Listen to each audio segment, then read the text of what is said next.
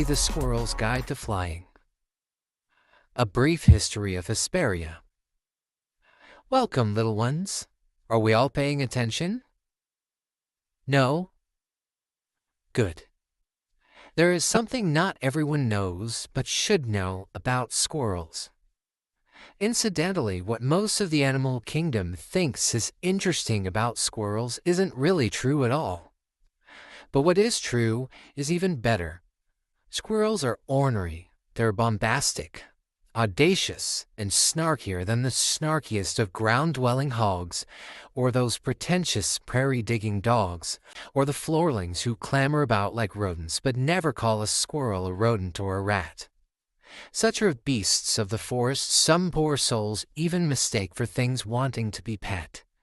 It should, however, always be the rule. If you see a squirrel and want to pet it, try don't first. Squirrels, even of the type familiar to the rest of the outside world, don't like it. Even much less craving of wanton adory-bory cuddly-wuddles is the type of squirrels in the faraway forest herein. Fun fact: though nuts are far preferred, and though it is taboo to admit, we do eat meat, as you must know, and bite as some find out. In Skiridian legend, this small realm is talked about as myth among many squirrels of the world. The old Redentian philosopher Ridian wrote the epic The Zirad, a gripping tale of two warring squirrel civilizations, and its sequel the Hesperiana, in which a lonely, aging general seeks a path home to his beloved land where his wife, son, and pet pygmy jerboa await his intrepid return. It's believed the ancient thinker Spazicus, who wrote on the avoidance of jacknuts, was from there himself.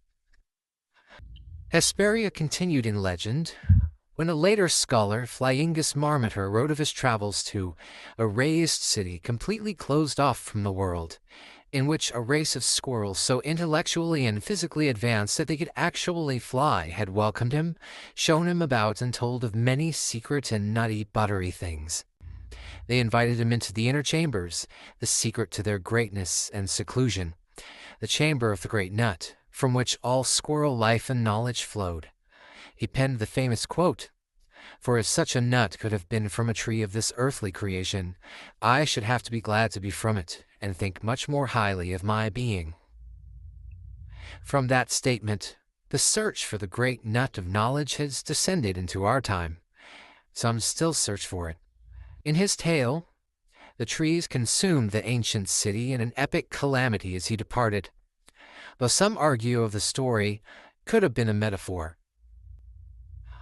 Later, the Skiridian historian Toothiana Bones, often pictured with some strange tribal artifact, also known for his penchant for hat and whippery, wrote of such a place, but as far as what can be known, the place known as Squirreldom at Hesperia, the city in the trees, has simply always existed.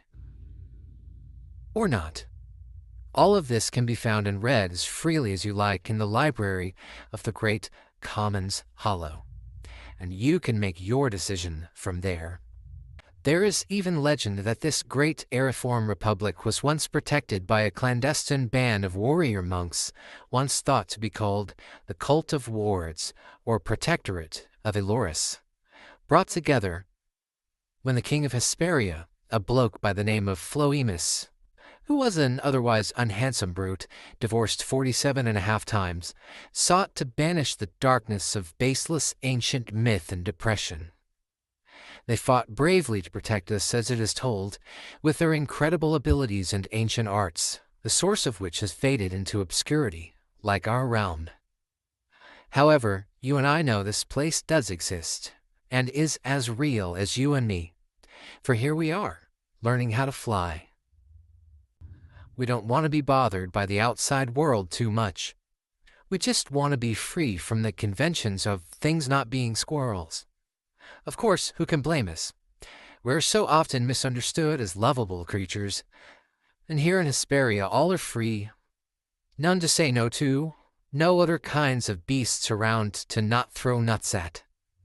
Deep in the heart of Nokshan Wood all are guaranteed certain, inalienable rights, So life, liberty, and the pursuit of major airtime, assuming, of course, that you're a squirrel. And their little ones is your history. Did you get all that? No? Good. Look at you now, you're alive. Oh, look at you now, you're alright. When the nights